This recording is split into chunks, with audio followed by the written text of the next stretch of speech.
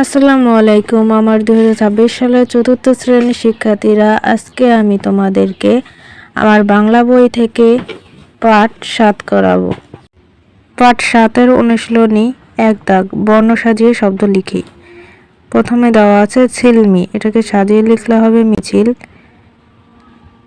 পরটা বচন, হাজার, শ্বাসরুদ্ধ, কৃষ্ণচূড়া, তো রক্ত, বন্যা, কন্যা, চিনতে, কিনতে, অগ্নি, ভগ্নি, সঙ্গে, বঙ্গে। এরপরে 3 দাগে রয়েছে পরের লাইন লিখি। প্রভাত ফেরির মিছিল যাবে, পরের লাইন ছড়াও ফুলের রাজ্য। বৃষ্টি নামে, বৃষ্টি কোথায়, বরকতের রক্ত। পাহাড়তলির মরণ চূড়ায়, ঝাঁপ দিল যে অগ্নি। বাংলা আমার বচন, আমি জন্মেছি এই দেশে। 4 দাগে রয়েছে শব্দ দিয়ে বাক্য তৈরি করি। প্রথমে রয়েছে মুক্ত, আমরা এক মুক্ত দেশের নাগরিক। বন্যা, বর্ষাকালে আমাদের দেশে অনেক বন্যা হয়। বৃষ্টি, আষাঢ় মাসে বৃষ্টি পড়ে।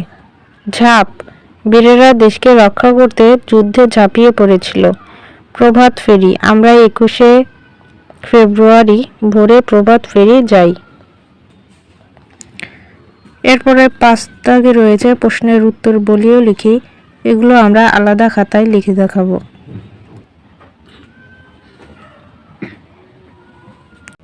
5 দাগের প্রথম প্রশ্ন রয়েছে, কে মুক্ত বাতাস কিনতে প্রাণ দিয়েছে? উত্তর হবে ক্ষুদিরাম মুক্ত বাতাস কিনতে প্রাণ দিয়েছেন। খতে রয়েছে কবি কোথায় জন্মগ্রহণ করেছেন? উত্তর হবে কবি এই বঙ্গে অর্থাৎ বাংলায় জন্মগ্রহণ করেছেন।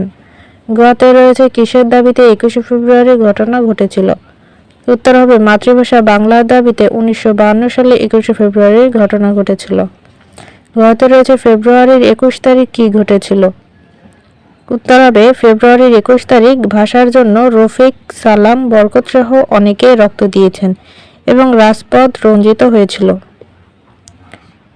দাগে রয়েছে তোমার অভিজ্ঞতা থেকে প্রভাত ফেরির বর্ণনা দাও।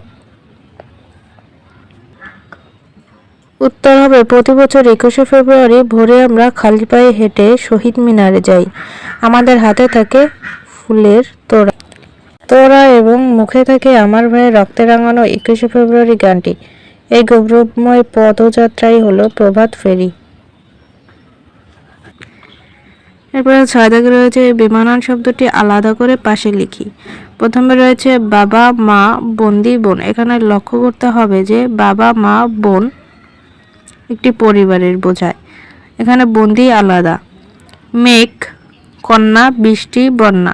এখানে মেঘ, বৃষ্টি, বন্যা একই ধরনের, কন্যা আলাদা। প্রভাত, দুপুর, রাত্রি, বাতাস। এখানে প্রভাত বলতে ভোর বোঝানো হয়েছে, রাত্রি মানে রাত আলাদা। বায়না, আবদার, অনুরোধ, ভাবনা। এখানে ভাবনা আলাদা। প্রাণ, আগুন, উত্তাপ, তাপ।